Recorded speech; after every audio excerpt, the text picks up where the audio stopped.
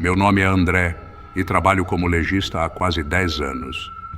Sempre achei engraçado como as pessoas fantasiam o que acontece em um necrotério.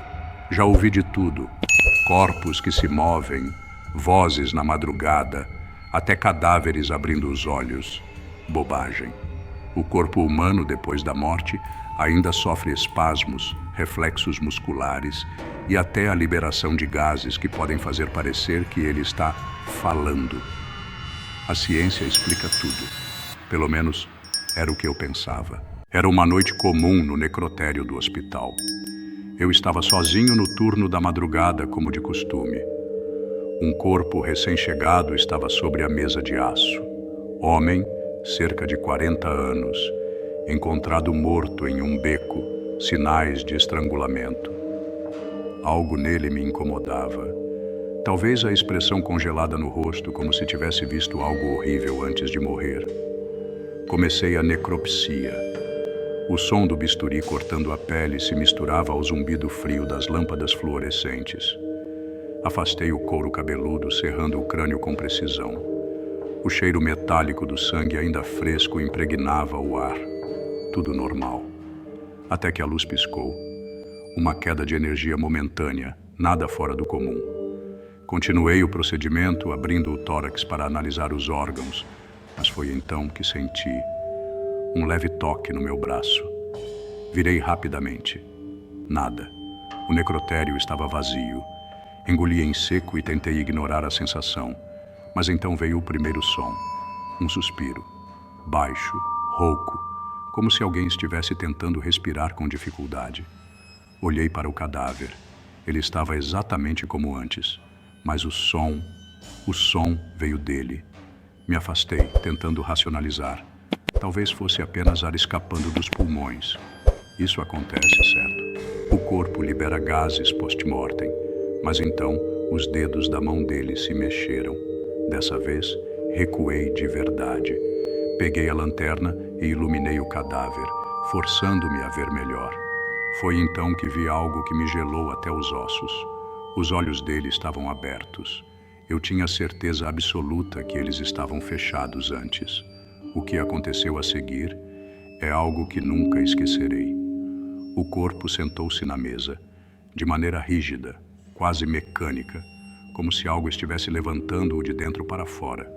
O pescoço pendeu para o lado, o maxilar estalou e a boca abriu lentamente. Ele está aqui. A voz não era minha, não era da sala, era dele. Meu instinto foi correr, mas minhas pernas travaram. O cadáver se inclinou para mim como se estivesse tentando se levantar da mesa. A lâmpada acima piscava freneticamente, lançando sombras distorcidas nas paredes frias. Então a porta do necrotério bateu sozinha. O ar ficou pesado, denso, quase impossível de respirar. O cheiro metálico de sangue agora estava misturado com algo podre, sufocante. Então houve passos. Vários, mas eu estava sozinho.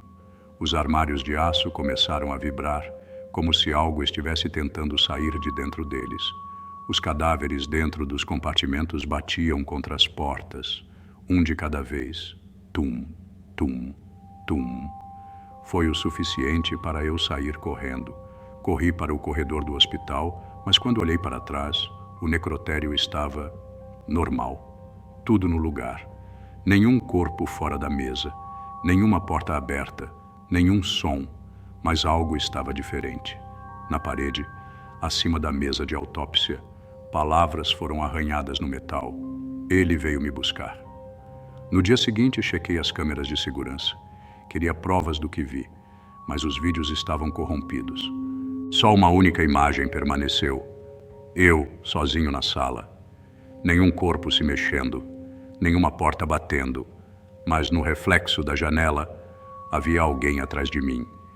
E ele estava sorrindo. A imagem do reflexo na câmera não saía da minha cabeça. Aquele sorriso, aquele rosto pálido e alongado, parado atrás de mim, mesmo quando eu tinha certeza de que estava sozinho. Pedi licença naquela noite e fui para casa, tentando esquecer. Tomei um banho quente, mas a água parecia mais fria do que o normal. Me deitei, Mas toda vez que fechava os olhos, ouvia o mesmo suspiro baixo e rouco do necrotério. Dormi pouco, e quando acordei, meu corpo estava coberto de hematomas. Olhei para meus braços e peito no espelho. Marcas escuras e arroxeadas, como se mãos invisíveis tivessem me agarrado enquanto eu dormia. O pior era que meus dedos tremiam tanto que mal consegui segurar a escova de dentes. Voltei ao trabalho no dia seguinte. Não podia contar para ninguém o que aconteceu. Ninguém acreditaria em mim. Mas o necrotério parecia diferente. O ar estava mais pesado. O cheiro de formol não mascarava um odor de carne queimada que parecia vir do nada. E então, uma nova ficha chegou. Outro corpo. Quando vi o nome, meu coração quase parou. Era o mesmo homem da noite passada. O mesmo. Mas como? Eu o vi sentado. Eu ouvi sua voz. Seu rosto ainda carregava a expressão congelada de pavor. E então vi algo que fez meu sangue gelar. Suas unhas estavam cheias de pele e sangue, como se ele tivesse tentado sair do próprio corpo. Dessa vez, não estava sozinho. Meu colega, Ricardo, entrou na sala para me ajudar com a nova autópsia. Mas assim que olhou para o corpo, empalideceu. "O que foi?" perguntei. Ele me olhou, confuso. "Esse cara, ele não chegou aqui hoje. Eu vi ele ontem." "Como assim?" Ricardo engoliu seco e sussurrou. "Eu fechei o saco para transporte. Eu mesmo levei para o crematório. A ficha caiu como um peso no meu peito. Se ele foi cremado, como seu corpo estava ali outra vez?" Foi então que o necrotério se encheu de um som impossível de ignorar. Um riso baixo, gutural, vindo de dentro do cadáver. Não conseguimos nos mover. Ficamos paralisados quando sua boca se abriu, sem que nenhum músculo ou tendão estivesse ativo. Apenas um buraco escuro se formou, onde deveriam estar os dentes. E então ele sussurrou: "Agora é a sua vez." O necrotério inteiro apagou. O frio cortante tomou conta da sala. Ricardo gritou e eu senti um toque gelado agarrar meu tornozelo. Algo puxou meu corpo para trás e eu bati contra a mesa de autópsia, derrubando bandejas e bisturis. As gavetas dos cadáveres se abriram sozinhas e deles saíram mãos, pálidas, esqueléticas, se arrastando pelo chão, vindo até nós. Fiz o que qualquer um faria. Fugi. Nunca mais voltei ao necrotério. Pedi demissão naquela noite. Mas uma coisa ainda me assombra. Na manhã seguinte, Ricardo não apareceu no hospital.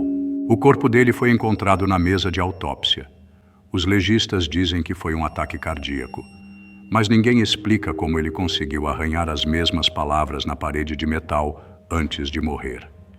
Ele veio me buscar. E agora, eu sei que sou o próximo. Depois da morte de Ricardo, tentei seguir com minha vida. Me mudei de cidade, arranjei outro emprego longe de necrotérios e evitei qualquer coisa que me lembrasse daquela noite. Mas algo continuava errado. Todas as noites, sem exceção, acordava às 3h33 da manhã.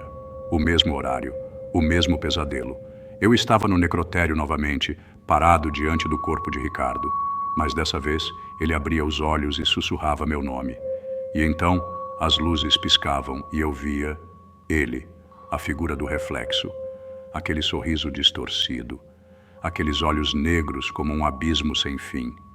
Eu acordava sempre suando, o peito apertado e o pior, com marcas de dedos novas no meu corpo, como se alguém tivesse me segurado enquanto eu dormia.